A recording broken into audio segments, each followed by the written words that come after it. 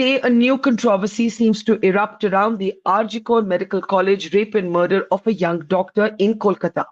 Now come the RG audio tapes controversy. According to media reports, three phone calls were made in 30 minutes by officials of the RG Medical College to the victim's parents in the immediate aftermath of the rape and murder of this young doctor. In these phone calls, right up until the end, you can hear, according to these audio calls and the reports widely reported now across media, that the family is not told the truth. In the first phone call made by officials to the victim's parents, the family is told that their daughter is not well. In the second phone call, they are told that she is critical and the family should rush. And right up until the third phone call, the parents are not told the truth. According to these leaks, the family is told that their daughter died by suicide in the third phone call. And it's only when the parents reach the hospital that they possibly discover what has happened to their daughter. There too, the family has spoken about being made to wait for 3 hours before they were able to access their daughter's body. Now, as the RG audio tapes controversy grows, the opposition is once again targeting the Mamata Banerjee government for failing to, in a sense, enable a transparent process of investigation, and concerns are growing about possible evidence tampering. And joining us now is our newsmaker today, Bikash Ranjan Bhattacharya. He's a senior advocate. He has been representing the family legally. He's the family's lawyer. He's also, of course, a CPM MP and leader. Bikash Dutt, thank you very much for your time. As we look at this new controversy around what is now being called the RG Core audio tapes, the tapes seem to suggest that till the very third call that was made by the hospital, 3 calls in 30 minutes, the hospital officials were not telling the parents the truth. They were telling the parents in the third call that it was suicide. In the first call, they say your daughter is unwell. In the second call, they say come fast, she's critical. And in the third call, they say it's suicide. Nowhere do they actually tell the parents on the phone the truth of what has happened. What do you make of these audio calls controversy? Have you had a chance to independently verify their authenticity? How do you respond to them? So this is nothing new. Only the audio tapes probably have been revealed. From the day one, we have already complained to the Honorable Court, both before the Honorable High Court and the Honorable Supreme Court, that the parents were initially informed that your daughter is unwell, please come to the hospital. When the parents wanted to know the detail about her unwellness, said, we can't say anything. Then after half an hour, they get a call, say, please come sharp. She is not well again. Then another call saying that she has committed suicide. At no point of time, they were told that their daughter was murdered. This is from the day one we have been telling to the court, and that is the consideration on which the Honorable Court shifted the investigation to the CBI. Therefore, these audio tapes, the contents of the tapes are not new. Might be the tape is now before media somewhere or other, they have managed it and they are playing it. The issues were very old, and from the day one, these issues were before the court. But Bikash Dutt, let me ask you this. You say that in a way the tapes already reveal what is known, arguing that it shows A, that the police did not mislead the family. They had nothing to do with misleading the family. B, we have a tweet by Sagarika Ghosh, who's the Trinamool Congress MP. She says that this is just a humane response. It is a way of softening the blow because nobody can tell the parents on a phone line just like that their daughter has been raped and murdered. So the officials were in fact being humane. This is Sagarika Ghosh's claim. How do you respond? No, if that might be her realization after 7, 8, 10 days, that is a reaction. But by that way, we do not retreat the whole issue. This is from the hospital authorities. Hospital authorities cannot play like that. They were talking to the fathers of a doctor. They could have very well said that she is in a serious condition. Please come, without saying that, playing time with them, unwell, emergency situation, then suicide. How come the hospital will say suicide? They could have very well said, unfortunately, there is an incident by which she has been killed. The parents would have also taken that in the way they would have taken it.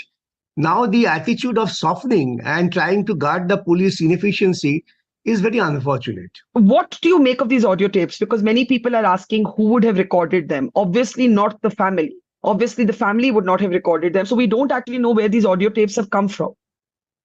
We don't know. We don't know. Might be the police have also might have released it, or the people were there around who were not really interested to see that the real story comes out. They were hiding it. Now they have thrown it in the market. There are many things which the CBI has to find out.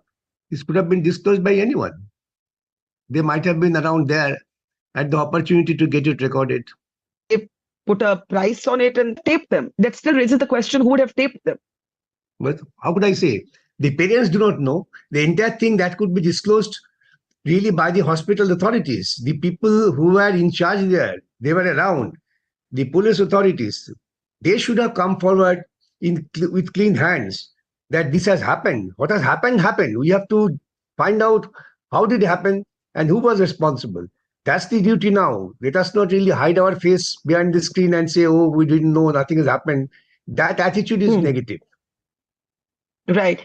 Now tell me, the audio tapes raise all manners of questions, but in general, it has now been almost 3 weeks since this horrific incident occurred, and we are no closer to knowing anything except the arrest of one man, Sanjoy Roy. How do you see the progress made in this case or lack thereof? You see, as I say, this is just not an ordinary case of murder and rape.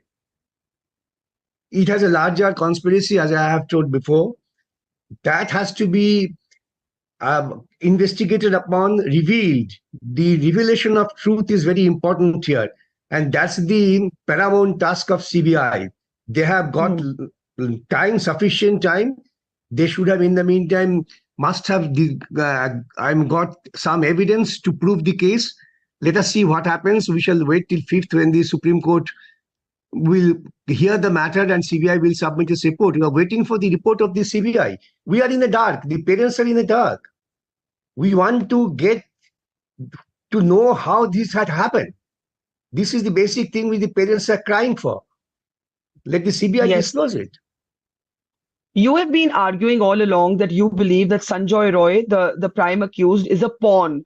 Do you still stand by that? Because even CBI sources have been implying to the media that there is no other accused so far.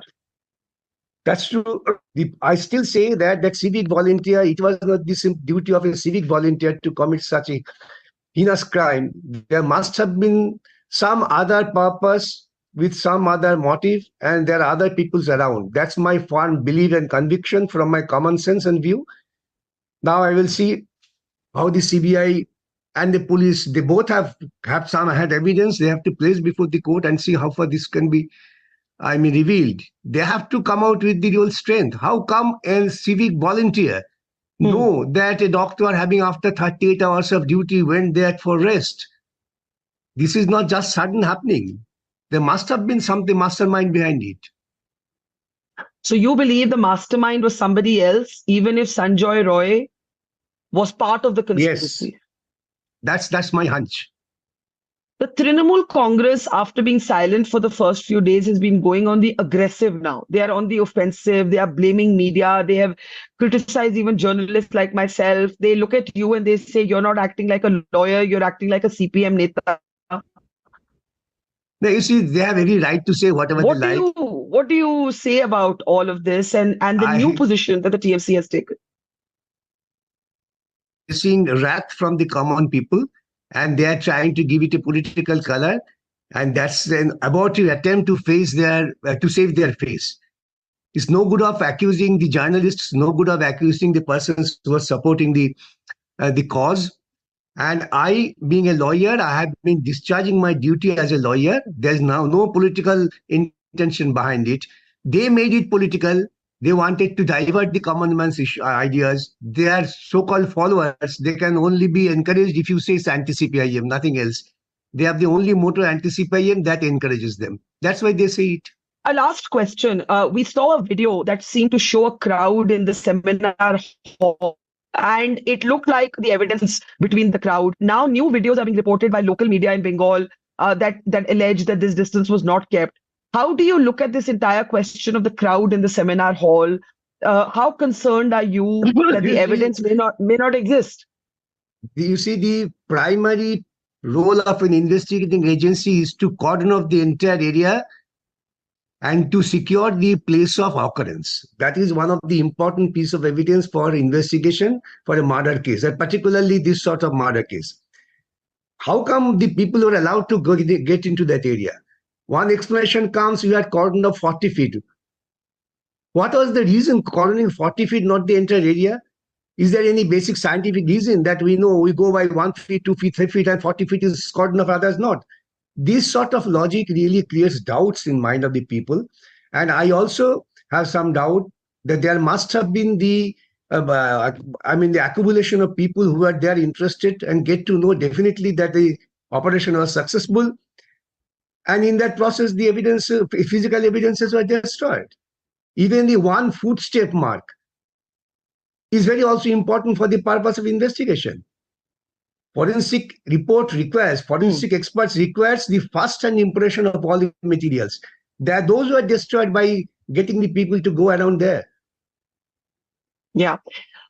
Just to end on the audio tapes again, since you're such a senior lawyer, you know that these audio tapes are not admissible in a court of law because we don't know how they've been obtained. What is the importance of these audio tapes that have surfaced and are now viral everywhere?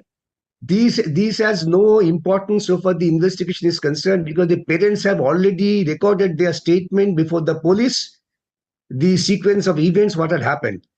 That is more important. The audio tapes are subsequent revelation. This might, be circulated in the media, but this has nothing to do with the real investigation. It's great to see you here. Thank you for watching our work. If you haven't subscribed yet, don't forget to click the bell icon and subscribe to Mojo Story and support independent, robust journalism.